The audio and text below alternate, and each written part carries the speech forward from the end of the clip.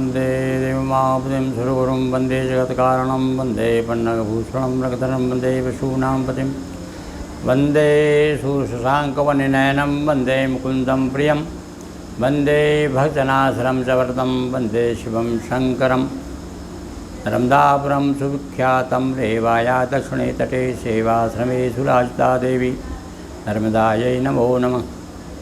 नारायणं नमस्कृतं चैव नरोत्तमं देवीं सरस्वतीं व्यासं ततो जयमुदीरये।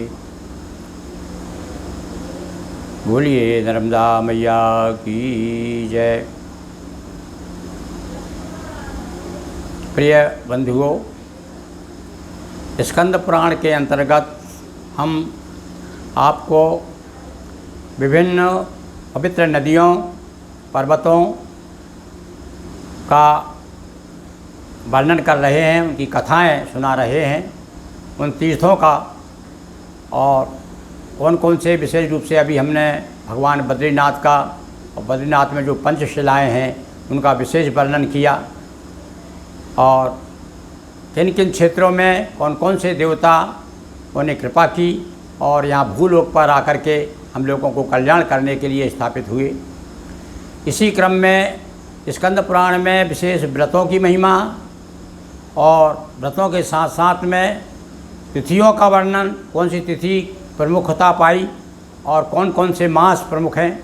आज हम आपको कार्तिक मास के बारे में बता रहे हैं। कार्तिक मास में कौन कौन सी तिथियां प्रमुख हैं, विशेष रूप से 11 की महिमा आज हम आपको चर्चा करेंगे। देखिए, शुक्ल पक्ष की 14सी उत्तम कार्तिक मास, बैकुंठी 14 मिली संज्ञा इसको खास। कार्तिक में विशेष रूप से कार्तिक माह का इसलिए विशेष महत्व है कि इस माह में भगवती लक्ष्मी का आविर्भाव हुआ है। इस भूतल पर समुद्र मंथन हुआ, उससे भगवती लक्ष्मी का प्रकाश हुआ और भगवान विष्णु ने स्वीकार किया उन्हें। तो आज हम 14 अमावस और अमावस के बाद में और 5 कार्तिक का ये जो व्रत है दीपावली का, ये 5 दिन का है, तो उसका वर्णन करेंगे। उसके बाद में आगे फिर एकादशी की महिमा भी बताएंगे और कौन कौन से कार्तिक मास में विशेष तिथियां हैं उनके बारे में चर्चा करेंगे।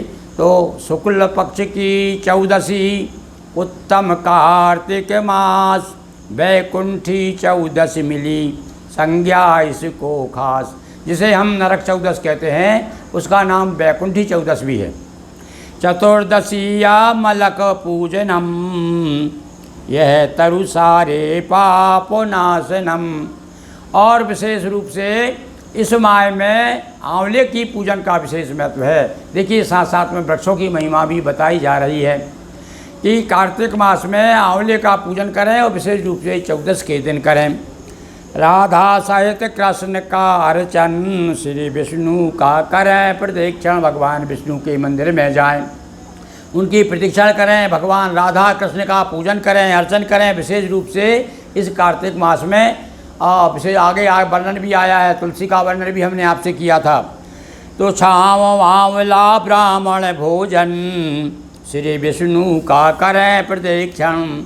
और विशेष रूप से आंवला वृक्ष के नीचे भोजन करने का विशेष महत्व बताया है।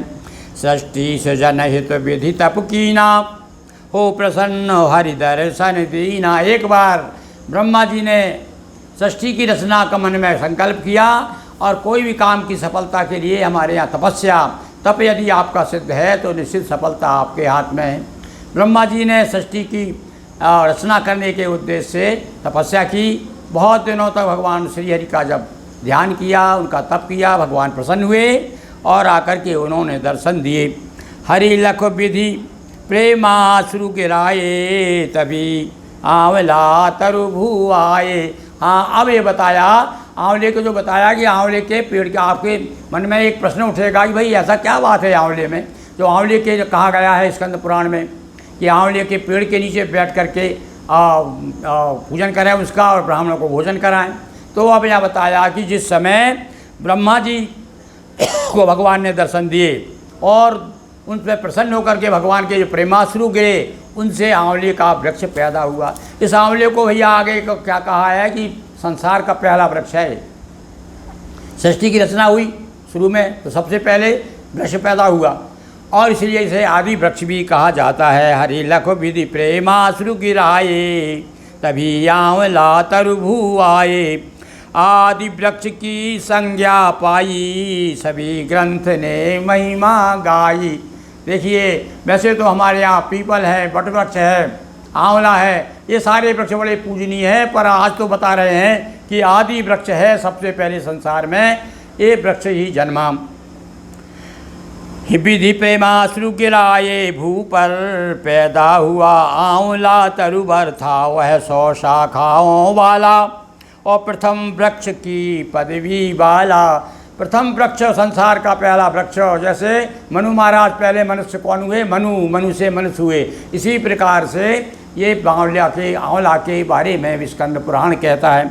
क्या बोल रहे हैं? स्कंद पुराण कहता है भैया सबसे पहले आंवला हुआ तो कितनी शाखाएं थी उसकी? 100 शाखाएं थी। इतना कितना बड़ा विशाल वट वृक्ष से भी बड़ा वृक्ष हो रहा होगा। प्रथम वृक्ष की पदवी वाला हुआ श्री हरि को यह अति प्रिय, हुआ देवताओं को विश्व में। ये देवताओं ने बड़ा आश्चर्य व्यक्त किया कि भाई क्या कारण है ये 100 वैसा वृक्ष है 100 शाखाओं वाला। क्यों? क्योंकि ये भगवान विष्णु को बड़ा प्रिय हो गया, क्योंकि एक तरह से उनका ही पुत्र है, उनके ही प्रेमाश्रु से जन्म हुआ है।